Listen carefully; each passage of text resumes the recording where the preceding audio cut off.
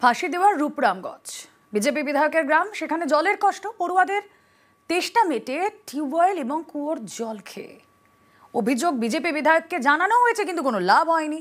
শেষমেশ তৃণমূল নেতা তথা শিলিগুড়ি মহকুমা পরিষদের সহকারী সভাধিপতির উদ্যোগে স্কুল চত্বরে চালু হয়েছে সৌরচালিত প্রকল্প, আর এখন তাই কল খুললেই জল।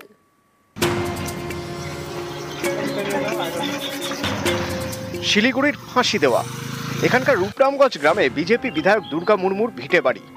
বিধায়কের এই গ্রামেই দীর্ঘদিন ধরে জলের সমস্যা বলে অভিযোগ। তেষ্টা মেটাতে রূপরামগঞ্জ প্রাথমিক স্কুলের পড়ুয়াদের ভরসা টিউবওয়েল ও কুয়োর জল, সেই জলে আবার আয়রন। জলের এই সমস্যা এতদিনে মিটল সৌজন্যে সৌরচালিত পরিশ্রুত জলের প্রকল্প।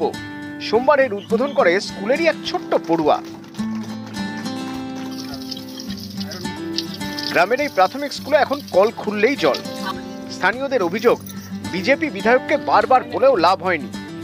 শেষমেশ তৃণমূল নেতা রোমা রেশমি এক্কা উদ্যোগী হন, যিনি শিলিগুড়ি মহকুমা পরিষদের সহকারী সভাধিপতি। তারপরেই এই জল প্রকল্প। পানীয় জলের বড় সমস্যা, একটি মার্ক টু জলের ব্যবস্থা রয়েছে কিন্তু সেটা পানের অনুপযুক্ত। আমাদের এখানে স্থানীয় যিনি বিধায়ক রয়েছেন, ওনার কাছে আমরা গেছিলাম, ওনাকে বলেছিলাম, আমরা এখনো পর্যন্ত ওনার তরফ থেকে সেরকম কোনো কিছু পাইনি। তারপর আমরা শিলিগুড়ি মহকুমা পরিষদের সহকারী সভাধিপতি বিষয়টা জানাই, তো তারপরে আমরা সেই পানীয় জলটা পেয়েছি। যে জল আমরা পেয়েছি এই জলে একদম আয়রন নেই, একদম পরিষ্কার পরিশ্রুত পানীয় জল বলতে পারি। অনেক ভালো লাগছে, এখন খাইয়ে দেয়, বাচ্চাগুলোও সবাই ভালো পাচ্ছে খায়ে, আর আগের টিপ জলের মতন লাগতেছে না, এখন অনেক ভালো। আগের জলে কি আয়রন ছিল না? হ্যাঁ, আগের জলে আয়রন ছিল, এটাতে আয়রন পাওয়া যায়নি এখনো। তাহলে সুবিধা হবে? হ্যাঁ, সুবিধা আছে। 5,13,000 টাকায় রূপরামগঞ্জ স্কুল চত্বরে চালু হলো জল প্রকল্প।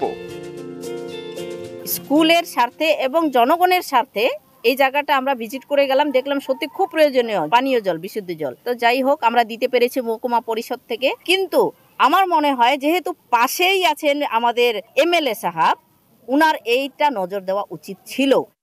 আমাদের এমএলএ লেডের টাকাগুলো এই সরকার বিরোধী দল যাতে কাজ না করতে পারে তার জন্য বিরোধী দলের টাকাটা কিন্তু তারা ছাড়ে না। আমরা এই বিষয়টা নিয়ে বিধানসভায় উত্থাপন করেছি, তদারূপ তারা একটা এভাবেই রাজনীতি করছে।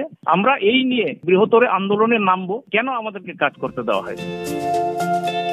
ফাঁসি দেওয়ার গ্রামে ছিল জলের অভাব। নতুন প্রকল্প চালু হওয়ায় জলের অভাব মিটেছে, কিন্তু জল নিয়ে জল ঘোলা থামছে না। ফাঁসি দেওয়া থেকে বিশ্বজিৎ মিশ্র, নিউজ 18 বাংলা।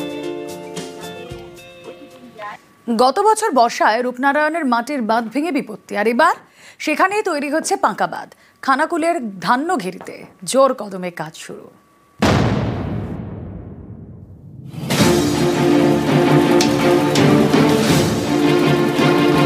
শুরু হয়েছে বাঁধ তৈরির কাজ, এর জন্য নামানো হয়েছে আর্থ মুভার। হুগলির খানাকুলের ধান্য ঘেরি গা ঘেঁষে বয়ে গিয়েছে রূপনারায়ণ। গত বছর এই নদের বাঁধ ভেঙে বিপত্তি, এবার সেখানেই তৈরি হচ্ছে কংক্রিটের বাঁধ। 700 মিটার বাঁধের জন্য 1,38 লক্ষ টাকা বরাদ্দ করেছে সেচ দপ্তর। কাজও চলছে জোর কদমে। এর জন্য সুন্দরবন থেকে আনা হয়েছে ভেসেল, সেই ভেসেলের উপর তোলা হয়েছে আর্থ মুভার। এরপর কাটা হচ্ছে মাটি। বাঁধ তৈরির কাজে পশ্চিম মেদিনীপুর থেকে আনা হয়েছে নৌকা। বন্যার ফলে যে সমস্ত জায়গায় ভাঙন হয়েছিল, মমতা ব্যানার্জি নির্দেশ দিয়েছেন যাতে সত্তর বাঁধগুলো মেরামত করা হয়। আমাদের যে সমস্ত আধিকারিকরা আছে, ইঞ্জিনিয়াররা আছে, তারা কিন্তু তৎপরতার সঙ্গে সেইসব কাজ সম্পন্ন করার চেষ্টা করছেন, এবং যেখানে মাটি পাওয়া যাচ্ছে না, ভেসেলে করে সেই নদী থেকেই মাটি তুলে সেই বাঁধ নির্মাণ করা হচ্ছে। আশার আলো এটাই যে প্রশাসন অত্যন্ত তৎপর হয়েছে। সুন্দরবন থেকে ভেসেল এসেছে, নৌকায় করে মাটি তোলা হচ্ছে। এই তৎপরতা দেখে গ্রামবাসী খুশি। আমরা আশা করব দ্রুত বাঁধটা শক্তিশালী হয়ে উঠবে। বাঁধের কাজ খুব দ্রুতই চলছে, পোগলেন জিসিবি দিয়ে কাজ চলছে, এবং সুন্দরবন থেকে কিছু বোর্ড নিয়ে এসছে আর ভেসেল নিয়ে এসছে, সেখান থেকে মাটি নিয়ে এসে আমাদের হানাতে পড়ছে। বাঁধটা স্থায়ী হয়ে গেলে বা যদি একটু উঁচু হয় আর কি, তাহলে আমরা যে জলের লেভেলটা বাড়ে সেটা আমরা একটু নিশ্চিন্ত থাকতে পারবো। গত বছর বর্ষায় ফুঁসে ওঠে রূপনারায়ণ। ধান্যঘেরিতে ভেঙে যায় মাটির বাঁধ, তলিয়ে যায় 7টি পাকা বাড়ি। ভেঙে যাওয়া বাঁধ সরিয়ে দেয় প্রশাসন। তখন থেকে পাকাপোক্ত বাঁধের দাবিতে সরব হন স্থানীয়রা। কয়েকদিন আগে লাগাতার বৃষ্টিতে রূপনারায়ণ ফুলে ফেঁপে ওঠে। এরপরেই তৎপরতা। জোর কদমে শুরু হয় কংক্রিটের বাঁধ তৈরির কাজ। খানাকুল থেকে শুভদীপ ঘোষ, নিউজ 18 বাংলা। প্রতিবেশীরা ভাবেন না জানি কোন যখের ধন আছে, নইলে এতগুলো সিসি ক্যামেরা কেন। মুচকি হাসেন জলপাইগুড়ির চক্রবর্তী দম্পতি। তারা জানেন তাদের সাধের এই বাগান থেকে আমার কেউ পেরে নিয়ে যেতে পারবে না, তাই সিসি ক্যামেরার নজরদারি।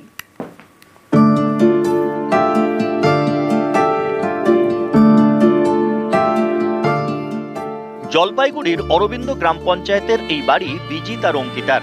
খুব বেশি দিন হয়নি চক্রবর্তী দম্পতি এ পাড়ায় এসেছে। এমনিতে পাড়া ভালোই, কিন্তু ভয়ে থাকে দম্পতি। গাছগাছালিতে ভরা এ বাড়ির ফল যদি চুরি হয়ে যায়। হরেক রকম ফুল ফলের সঙ্গে এই বাগানে আছে মিয়াজাকি।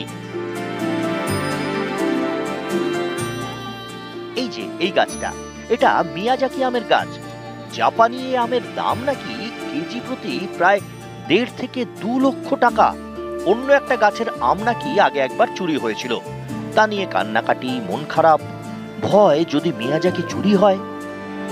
আমাদের কষ্ট লাগে, আমটা যে তুলে যে খাবো বা কিছু, এটা আমরা পারি না কোনোভাবেই। কারণ এটাকে সেই ছোট থেকে বড় করার মতোই একটা বাচ্চা মানুষের মতো এটার সাথে ইমোশন জড়িয়ে আছে। যে আগের দিন একটা আম চুরি হয়েছে, তা ও সারাদিন কান্নাকাটি করছে, কারণ এটাও না ওই অনেকটা মানে ইমোশন জড়িয়ে গেছে এটার সাথে, এটাকে আর তুলে ফেলতে পারি না। বড় সাধের বাগান, বাগানের ফল সবজি কখনো গাছ থেকে পারেন না ওরা, বরং গাছেই থাকুক, দেখেই শোক।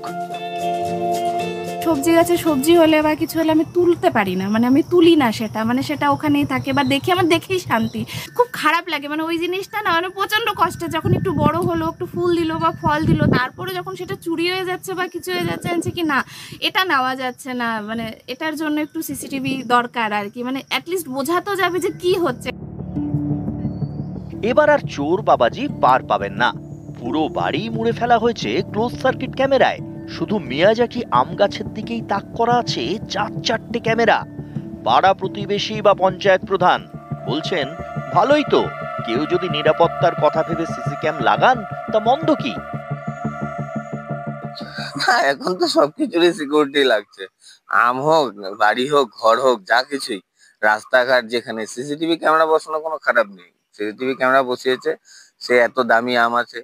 আমাদেরও ভালো লাগছে, আমাদের পাড়ায় এক ব্যক্তির বাড়িতে এই ফলন হয়েছে।